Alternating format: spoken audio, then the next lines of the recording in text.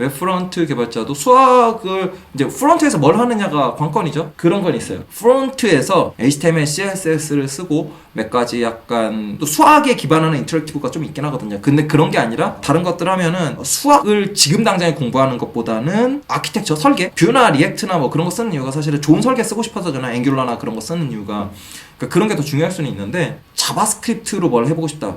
프론트에서 이제 역량을 많이 늘리는 걸 하고 싶다고 봐요. 그러면은 수학 많이 해야 돼요. 예를 들어서 당장에 프론트에서 3.js나 뭐 여러 가지 아니면 웹GL 같은 거 하고 싶다. 수학 알면 좋죠. 3D 쪽 얼마나 잘 하느냐는 수학에 이제 달려 있는 거니까 그다음부터는 중요하냐 안 중요하냐라기보다는요. 저는 그렇게 생각해요. 프로그래머한테 수학이 중요하다라고는 전 생각 안 해요. 그냥 수학을 해야 되는 것뿐이에요. 수학을 해야 진정한 프로그래머가 된다가 아니라요. 우리가 해야 되는 것 중에 수학을 그냥 해야 되는 것뿐이에요. 개발자한테 영어가 중요한 거예요. 뭐 그런 게 아니라 그냥 영어를 그냥 해야 되는 거죠. 저는 그렇게 생각을 해요. 중요하다라고 하면은 약간 다른 의미로 이제 받아들이는 경우가 너무 많아서 그냥 하는 거예요. 이게 중요한 게 프로그래머가 지식이 많으면 많을수록요 할 수 있는 게 많아져요. 뭘 해도 돼요. 그냥 지식이 많아야 돼요. 근데 이거는 프로그래머뿐만이 아니라 어느 분야나 다 마찬가지예요. 어느 분야에 무슨 일을 하든 지식이 많으면 많을수록 유리해요. 그런데 수학이 굉장히 좀 더 고급스러운 일을 하는데 도움이 많이 되는 것 뿐이죠. 그 다음에 외국은 어떤지 모르겠는데 우리나라에서는 수학을 일정 이상 하는 사람들은 자기 효능감이 높아요. 이게 굉장히 크거든요. 공부할 때 학생들 점수 어떻게 올려요 뭐 그런 거 할 때 수학이 기본적으로 점수 올리기가 비교적 쉽거든요. 기초부터 그냥 다시 하면 돼요. 수학 점수가 잘 안 오르는 이유는 옛날 수학을 안 해서 그래요. 내가 고등학생인데 수학 잘 못해요. 그럼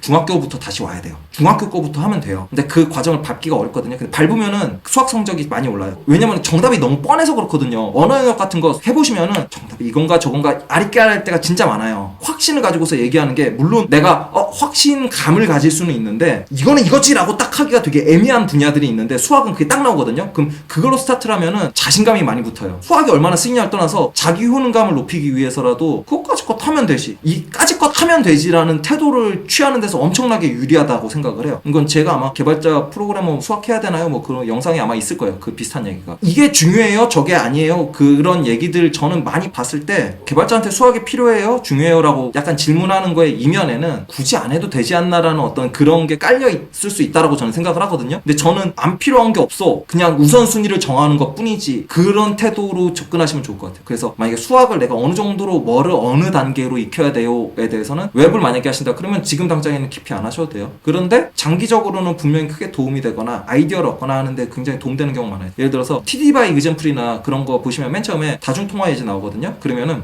두 가지 측면에서 좀 갑자기 어려워하는 게 있어요. 설계적인 측면에서 갑자기 한 단계 점프를 하고요. 그 다음에 수학 메타포를 갖다 쓰거든요. 근데 수학 메타포를 쓴 순간에 자 이거는 이렇지라고 하는데 잠깐 그 뭔 소리야. 메타포가 이해를 쉽게 해서 그걸 썼는데 수학 메타포를 썼는데 내가 거기에 안 익숙하니까 이게 뭔 소리지가 딱 돼버리는 게 있을 수 있어요. 예를 들어서 빛과 어둠의 전쟁 막 이런 메타포를 우리가 써서 서사시를 만든다고 해봐요. 그런데 이게 기독교 문화권에선 되게 뻔하고 그냥 바로 이해가 되는 건데 비기독교 문화권 특히 그런 식으로 나눠지지 않는 곳에서는 이게 그게 뭔 소리지 막 그런 게 있거든요. 이게 어떤 내가 스키마를 가지고 있냐에 따라서 쓸 수 있는 메타포가 많이 달라져서 그래요. 수학적 메타포는 실제로 되게 많이 쓰이기도 하고 웹에서는 당장에는 안 쓰이니까 천천히 하셔도 되는데 내 분야에 따라서 우선순위를 결정을 하는 것 뿐이에요. 중요하냐 안 중요하냐 보다는 내가 지금 그거 잘 모르지만 미적분 옛날에 했던 것 같은데 요새는 잘 기억 안 나는데 근데 뭐 그것까지 것 필요하면 배워서 다시 하면은 뭐 되겠지 라는 그 태도가 저는 더 중요하다고 생각을 해요. 그리고 단순하게 하면 되겠지 해놓고서 근거가 없으면 안 되잖아요. 그런 거를 이룰 수 있는 것들을 평소에 훈련을 하는 거예요. 만약에 옛날에 지금 만약에 미적분을 완전히 잊었더라도 상관없어요. 만약에 어릴 때 내가 미적분 시험을 잘 봤던 경험이 있으면요 옛날에 잘했으니까 지금도 공부하면 잘하겠지 약간 그럴 가능성이 높거든요. 경사각법이나 막 그런 거 할 때도 미분해가지고 막 그런 건데 그걸 쉽게 설명하는 법을 제가 잘 못 찾겠더라고요. 딥러닝 이제 강의할 때도 그러다 보니까 용어를 막 설명하기 시작해요 제가. 근데 원래는 그거를 하셨던 분들은 되게 뻔하거든요. 이게 너무 간단한 건데 경사각법을 너무 쉽게 설명할 수 있는 게 미분이 잘 기억 안 나시는 분들이 있으니까 자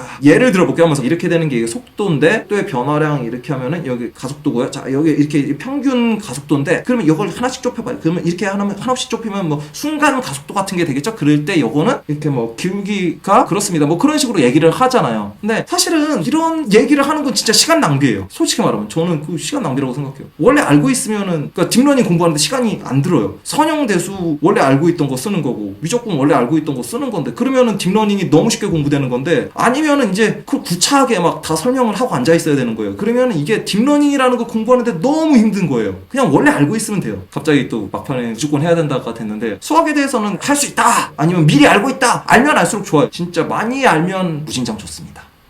Please,